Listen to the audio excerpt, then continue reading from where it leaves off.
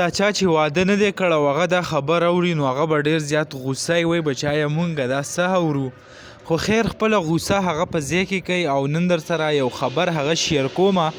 دا کم تصویر چې تاسو ته ښکاري دا هلک د دې عمر ډېر زیات کم دی ویلی کېږي چې د 5م جماعت هغه طالب العلم دی دې له هغه پلار واده وکړو بل طرف ته که تاسو راشئ دا بل تصویر هم ښکاري په دې کې دا 2 ورونه دي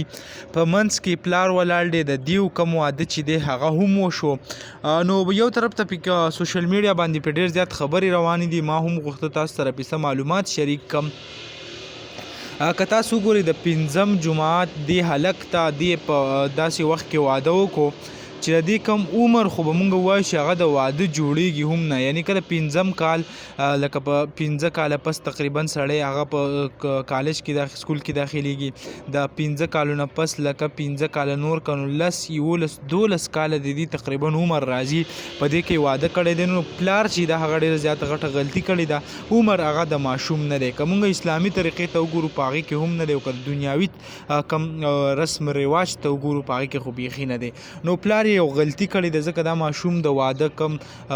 رسم چې دي دې نه علاوه نور کم حقوق چې دي هغه په دې باندې هغه پویه نه دی بل طرف ته که دې بل تصویر ته مونږ وګورو په دې کې هم دا 2 ورونه دي هغې له هم خپل پلار واده کړی دی نو په دې کې هم دا یو هلک که لږ غټ ښکاري خو دا بل ماشوم هغه هم ډېر وړوکی دی دې له هم هغه داسې ودونه هغه نه دي کول پکار آیا واده هغه کول پکار دي که موږ خپلې معاشرې ته وګورو یعنی که د 16-17 سالونه هغه ماشوم هلک غټېږي نو هغې له واده کول پکار دي خو چې د دې نه ډېر زیات کم وي لکه دا چې دي نو په دې کې هغه لږه نظرثاني کول پکار دي دغه لنډه شان ویډیو و تاسو سره شریک کوله انشاءالله بل ویډیو کې به ملاویږو الله حافظ